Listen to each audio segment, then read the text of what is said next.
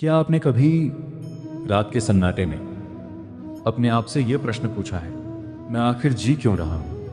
हर दिन हम सुबह उठते हैं, काम करते हैं, पढ़ते हैं, कमाते हैं, थकते हैं और फिर अगला दिन ठीक वैसा ही शुरू हो जाता है।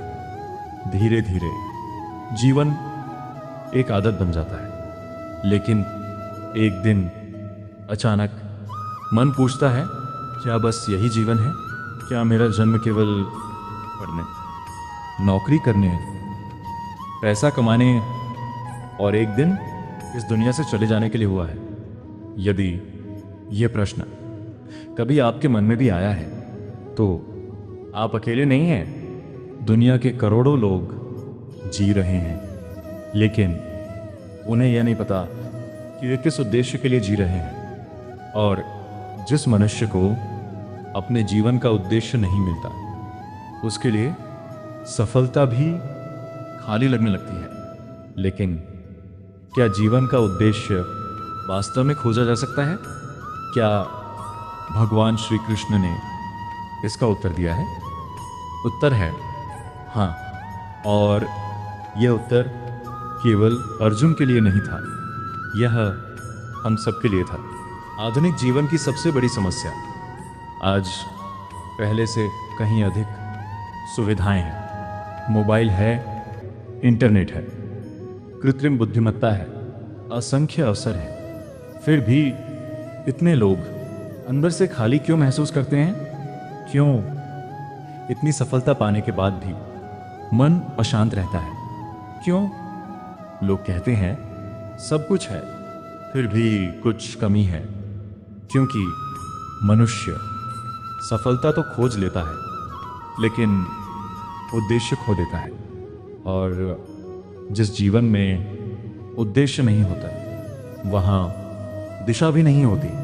कुरुक्षेत्र का वह क्षण कल्पना कीजिए।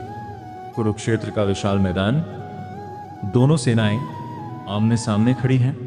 अर्जुन अपने रथ पर खड़े हैं, लेकिन उनके मन में एक गहरा प्रश्न उठता है, मैं यह युद्ध क्यों लड़ूं? यह प्रश्न केवल युद्ध का नहीं था, यह जीवन के उद्देश्य का प्रश्न था। यदि युद्ध जीत भी लिया तो क्या मिलेगा? यदि अपने ही लोगों को खो दिया तो इस विजय का क्या अर्थ? अर्जुन सिर्फ निर्णय नहीं खो बैठे थे, उन्होंने जीने का कारण भी खो दिया था। और यही वह क्षण था जब भगवान श्री कृष्ण मानव इतिहास की सबसे महान शिक्षा देना प्रारंभ करते हैं। श्री कृष्ण की पहली शिक्षा, श्री कृष्ण मुस्कुराते हैं।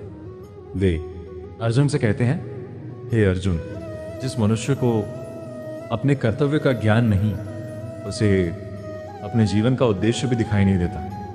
फिर उन्होंने अर्जुन को भविष्य नहीं दिखाया,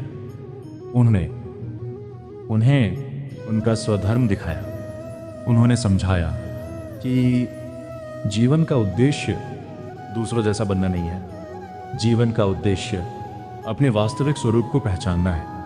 और जब मनुष्य अपने स्वभाव, अपने कर्तव्य और ईश्वर से अपने संबंध को समझ लेता है, तभी जीवन सिर्फ बीतता नहीं, अर्थपूर्ण बन जाता है। वाचक, लेकिन अपने जीवन का उद्देश्य कैसे खोजें? क्या हर व्यक्ति का उद्देश्य अलग होता है? या क्या भगवत गीता हम सभी के लिए एक ही मार्ग बताती है? यही रहस्य आगे हम विस्तार से समझेंगे। जिसे अपना उद्देश्य मिल जाता है, उसे रास्ते की कठिनाइयां रोक नहीं सकती।